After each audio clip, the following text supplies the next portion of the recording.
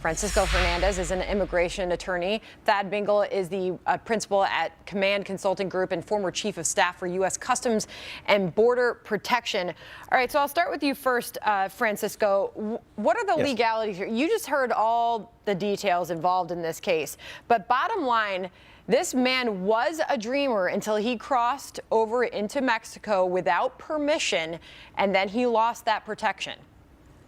If he crossed, he crossed. I bet there's plenty of surveillance video that we're going to see if he crossed or he didn't cross. There's no more protected by surveillance video area than the border checkpoints or entry or departure points.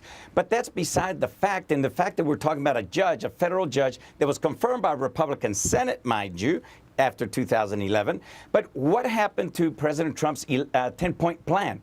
The anchor, the sacred cow of his candidacy was to reform immigration. Number one, start building the wall. On this channel, I offered to come down and start helping building the wall as long as we did the 10-point plan.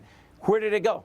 All right, so interesting point. So Thad, I want to roll on some sound from Susan Collins. She's a Maine GOP senator. She actually talks about how she agreed with Trump's policy, but she finds this in contradiction to his own policy, talking about not supporting illegal immigration and children's rights. Watch this. I'm troubled by it. It seems to me that if a child is brought here by his parents, that child really didn't have any say in the decision to come here.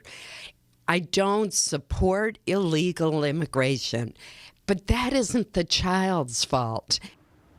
You know, and she went on to say, Thad, but it does seem to contradict the president's own policy because he, too, has expressed sympathy for children who were brought here and have grown up here and in some cases know no other language.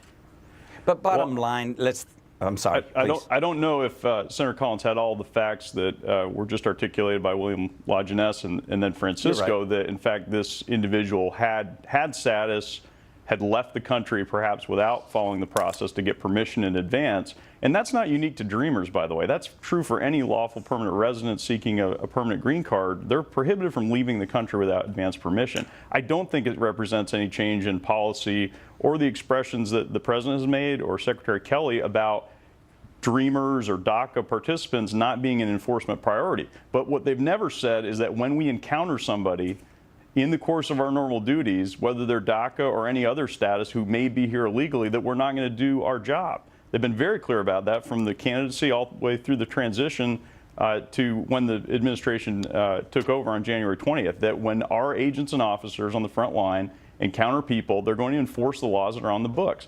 DACA is also not the law. It was an Obama executive order. So to the extent that the underlying immigration laws still apply here, in the case of this individual who maybe violated the status he was temporarily granted, you know, there's no change in policy and no change in the law. But you did hear sort of a change in tone from the president since taking office.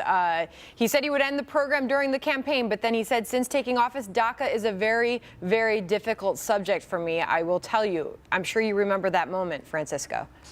Oh, exactly. But the bottom line is the legal point that if President Obama's executive order was not valid because they claim he didn't have the authority to do it, then how could you revoke an invalid order? So in order to revoke it, he would have had to recognize that he did have the executive power to create that order. But all of this really just detracts from Congress's Senate and the House, Democrat and Republican, from their failure to pass immigration reform. Good, bad, or ugly, just do something. We've been clamoring for 17 years on this topic.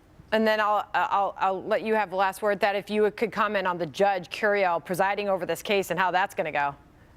I don't think it's going to have any effect. Federal judges are held to a very high standard by their colleagues, by themselves, about not demonstrating bias. The fact that then candidate Trump criticized this judge, if he thinks that's going to have a bearing on his judgment, that he can't be completely independent and view the facts of this case on the merits, he should recuse himself. And of course, there's an appeals process after this potentially, if need be. So I don't think that's really going to be a factor. Right, it's a complicated case and a lot of details to be yet still to be learned from it. Thanks to both of you for joining us.